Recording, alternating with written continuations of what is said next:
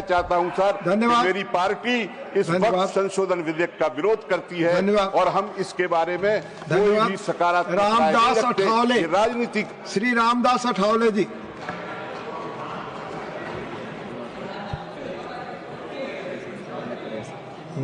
Deputy chairman sir, इतनी हो गई है रात, मैं कर रहा हूं वक्त बिल पर बात।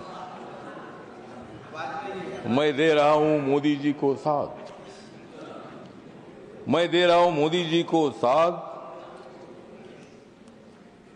इसलिए कांग्रेस को मैं दिखा रहा हूं हाथ। मोदी जी तो मुसलमानों की बात करते हैं, मोदी जी तो मुसलमानों की बात करते हैं, लेकिन कांग्रेस वाले मुसलमानों का आघात करते हैं। मोदी जी तो गरीबों की बात करते हैं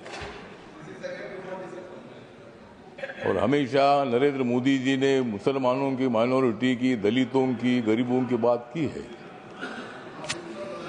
अध्यक्ष महोदय, ये बिल जो है बिल बहुत ही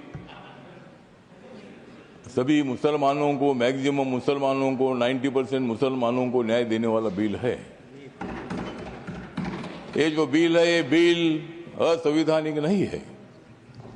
डॉक्टर बाबा साहब अम्बेडकर जी ने संविधान बनाया, उस पार्टी से मैं आता हूं। मेरी पार्टी आरपीआई है, रिपब्लिकन पार्टी ऑफ इंडिया, और मेरी पार्टी मोदी साहब के साथ, एनडीए के साथ है।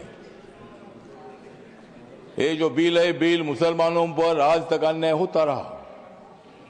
Congress party divide and rule की पॉलिसी करने का काम करती रही और मुसलमानों को, दलितों को न्याय नहीं मिलता था। आज मुझे लगता है कि जो ये बिल आया है, हमारे किरण रिजिजू जो ट्राइबल कम्युनिटी के बुद्धिस्ट है, माइनॉरिटी के हैं, और इसीलिए मैं बताना चाहता हूं कि हम किसी को भी नहीं जाएंगे शरण, हम किसी को भी नहीं जाएंगे शरण, क्योंकि माइनॉरिटी के मिनिस्टर है रिजिजू किरण।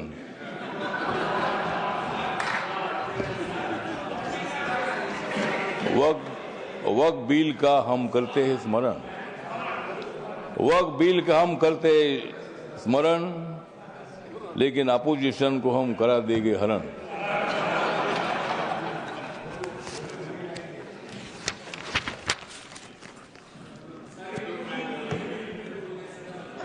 नरेंद्र मोदी जी है मुसलमानों के सच्चे वाली, नरेंद्र मोदी जी है मुसलमानों के सच्चे वाली। खरगे साहब बजाओ जोरदार ताली।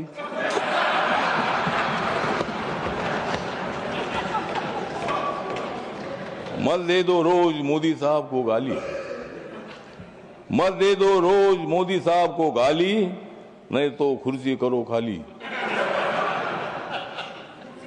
विरोधी दलों की रात हो रही है काली, विरोधी दलों की रात हो रही है काली, नड्डा साहब बजाओ तुम भी ताली।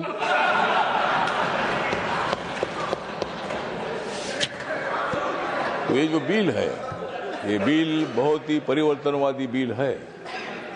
ये बिल हिंदू, मुसलमान, सिख, ईसाई, बुद्धिस्ट लोगों को जोड़ने वाला ये बिल है। ये जो बिल है, ये बिल असंवैधानिक नहीं है, जिस तरह आप बता रहे खरगे साहब। संविधान बाबा साहब ने लिखा है, आप भी बाबा साहब के अनुयायी है, मैं भी अनुयायी हूं।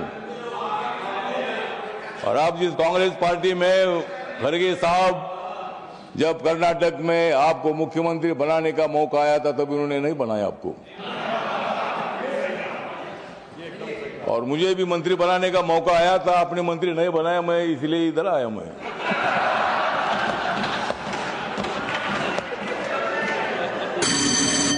लेकिन मैं आया, लेकिन आपने तो मंत्री पद का विषय नहीं है। मतलब कांग्रेस पार्टी दलितों की बात तो करती है, बात करने से का काम नहीं चलेगा। जिस तरह मोदी साहब निर्णय लेते हैं, मोदी साहब सत्ता में आने के बाद उन्होंने बहुत सारा परिवर्तन करने का काम किया है।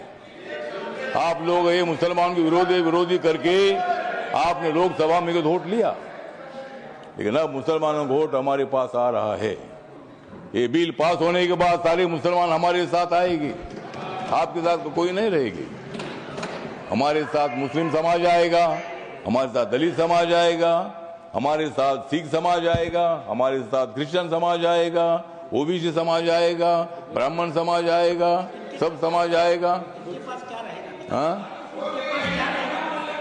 हाँ, उनके पास कुछ नहीं रहेगा, मतलब उनके पास कुछ नहीं रहेगा तो ठीक बात, कुछ ना कुछ उधर भी होना चाहिए।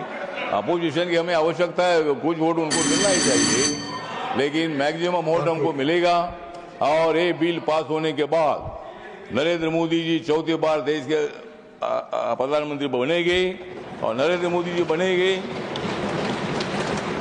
बनेंगे तो मैं भी बनूंगा।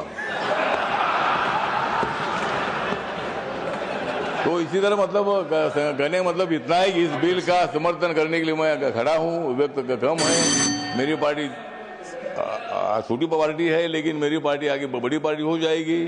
लेकिन अभी मैं अकेला मेंबर हूँ, लेकिन मैं जो मेरी पार्टी है, ये पार्टी बिल का समर्थन करती है, और ये बिल लोकसभा में पास हुआ है, ये राज्यसभा में भी पास हो जाएगा, और हम मुसलमानों का कल्याण करने के लिए हम आगे बढ़ते रहेंगे। इतना ही मैं बात करता हूँ। नमस्कार, प्रणाम। लेकिन जाते जाते थोड़ा सा किरण जी को मेरा कहना है कि बोध गया में जो हमारा महाबोधि महाविहार है वो बौद्ध समाज का है। वहाँ गौतम बुद्ध को ज्ञान प्राप्ति हुई थी।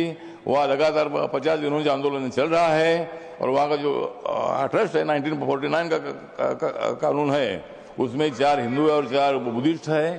तो वहाँ बौद्धों की मांग ऐसी है कि भाई वो सभी मेंबर अपने होने चाहिए, अगर सरकार कर सकते हैं। धन्यवाद, करिए, इतना मैं बताना चाहता हूँ, और इस बिल का समर्थन करता हूँ। धन्यवाद। श्री गुलाम अली जी। शुक्रिया डिप्टी चेयरमैन सर। मैं आज इस मौजूद ईवान में